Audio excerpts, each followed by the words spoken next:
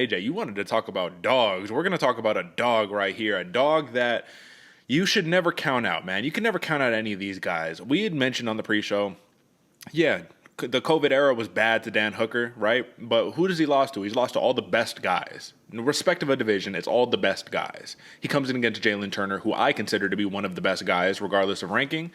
And there's some things we can't prepare for. AJ Turner missed weight. We have no idea what was going on behind the scenes.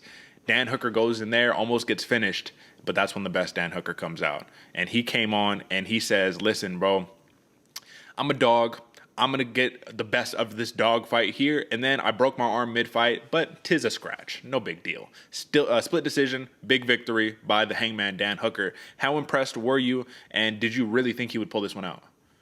Derek, this in the last segment we were just talking about, this is the fight I was saying that was the most shocking to me, but also the most exciting way to see a fighter kind of grow mid-fight. And we talked about in the pre-show, Dan Hooker is a lot of things, and he used to be this kind of formidable, unbreakable will. Like he was down to sit in scraps and find his ways to win.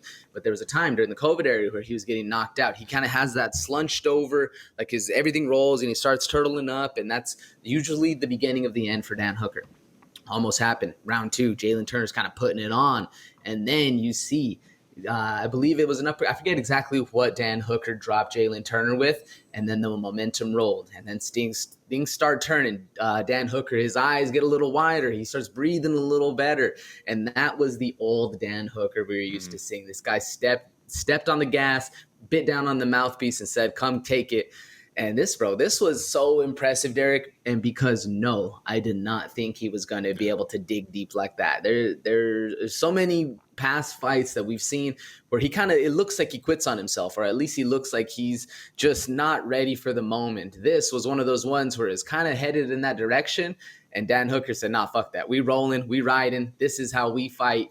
And sure enough, bro, showed up. This was a very impressive and kind of like a enjoyable, rejoiceful win, if you will, for the Dan Hooker fans, because he needed this one bad. If not, tell me not. You could see Dan Hooker maybe not getting cut, but getting closer to that chopping block going forward. Were you as impressed as I was, Derek? I was more impressed. I think I was much more impressed. The reason why is because Dan Hooker is your consummate gunslinger, bro. This is the guy who is the wild, wild west. Let's go out and let's bang. I know Jalin Turner is a big, bad, scary man, but that's what motivates me to get out there and give it my all, right?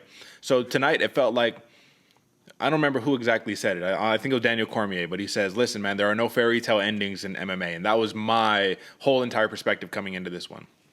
This is fairy tale, not an ending, but this is a fairy tale moment for Dan Hooker. We'll talk about Robbie Lawler in a second, which I'm going to have to give a big apology to, because that was another fairy tale ending that never happens in this sport, but he got it done.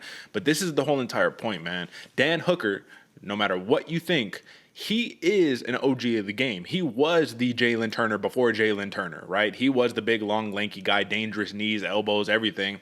And I think that what we saw here was not just a resurgence of what Dan Hooker was. I think this was also a, listen, young buck, you know what I'm saying? Like, there's levels to this thing right here, and I know you're a big bad bully and you beat up everybody, but once you see you can't bully me, everything shifted. And I think that's what we saw, man. But, AJ, we have to address, and we'll move on because we don't need to linger too much. Jalin Turner missed weight, 2 pounds, man. We don't know what's going on behind the scenes. And when I saw that, that was the first hunch that I had where, this might not go as planned, right? Something might be off. Do you factor any of that into this one, or are you just calling it a clean win by the hangman? No, I do I do weigh that in a little bit, Derek, especially because when Jalin Turner was at the scale, yeah, he missed it by 2 pounds, but he also looked drained. He looked depleted. He looked a skeleton of himself. It'd be interesting to have that one. Right when he missed weight, he put up the tweet that there should be a 165-pound class with the people that are too small to make 170 or too big to make 155. It'd be an interesting one, but again, it does that go into the mentality of Jalin Turner? Like, man, I had this. I lost against the scale, lost the first fight. There's a lot that goes into that, but I still don't take anything away from Dan Hooker. That's right. Big win by the hangman. We'll see what's next in the 155-pound division.